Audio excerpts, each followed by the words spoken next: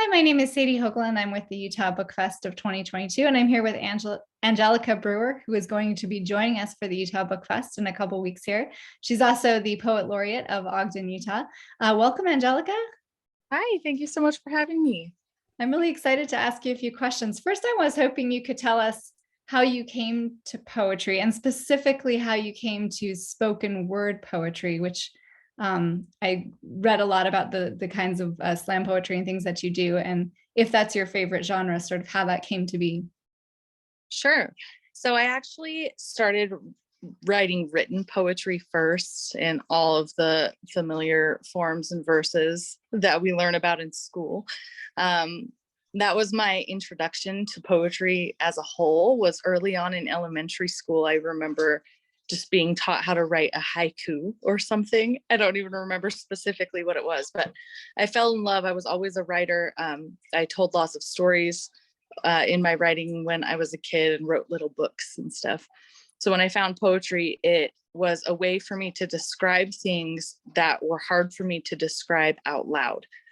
As I furthered in through my, K through 12 schooling, in high school, I struggled a lot. I had a really hard time. I ended up dropping out of high school.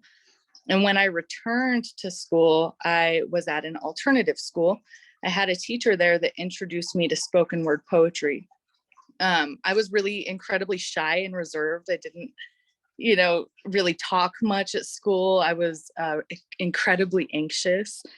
And she introduced me to this. I was like, this is so cool. I want to try that, but I'm absolutely terrified. So my English teacher actually gave me a whole class period to just keep reading the poem that I had written over and over and over again in front of my class to kind of desensitize myself, I guess, to Oh, wow. there. And my peers cheered every single time I read it as if it was the first time that I read it, which was really incredible because I think, especially for youth, that's the thing we're scared of, right? Mm-hmm. Is we operate as teenagers so much on peer approval. And so that was really big for me. And that kind of gave me that push I think I needed to use my voice. Later in the week, I ended up going to an open mic and I shared the same poem. My hands were just trembling. I was speaking so quietly. I was so scared, but I did it. And that was really brave of me. And I was so proud of myself. And so then I just kept trying and trying and trying. And then now here we are. Wow, that story gives me the chills. Like just like that one teacher that makes such a huge difference in someone's life. That's such an amazing story. Thanks for sharing it. Yeah. Congratulations on being Ogden's Poet Laureate, by the way. That's super exciting and wonderful. Do you have aspirations for what you will do as Poet Laureate or what you are already doing? Sure. Yeah. So we've been doing lots of community events. I always loved running events to give other people that same space that my teacher once gave me. That's a lot of what I do, is coordinating events for other people to try their hand at writing or sharing poetry, or just writing and reading in general, really. I have a community project in the works right now that will be an installation that only works if the community participates. So it's a little hard to describe right now because it's not out yet, but I'm really excited about that.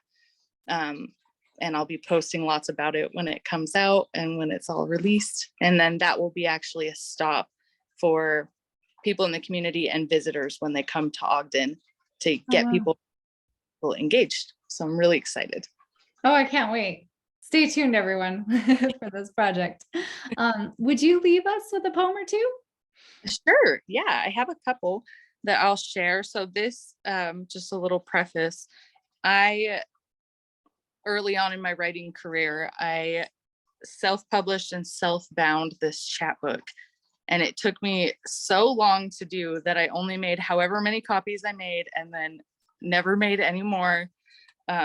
So these are from really early on in my writing career, but I'm still really proud of this project. For those of us who learned and unlearned so many names, when you find one that sits right in your mouth, don't just spit it out. You hold it there.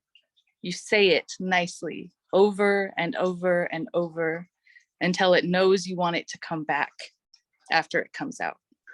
If I've learned anything about names, it is to never speak them in a tone that does not do them justice. So that's the first one. I And then love this that. chapbook was titled, I Don't Want to Miss You. It was written on the idea that sometimes you meet people and it feels like you've been missing them your whole life, even though you had never met them before. And so this was the closing poem, and this is talking about after you've met that person that you've been missing your whole life without knowing, you don't want to miss them again. When we run out of things to say, I suppose then we find a dictionary. When we use up all of the words, we write a longer dictionary. When we run out of time, we make use of another clock. When we run into an end, I suppose then we start over, because I don't want to miss you ever again. Thank you. Thank you so much. And thank you so much for talking with me today. And we're really excited for your event.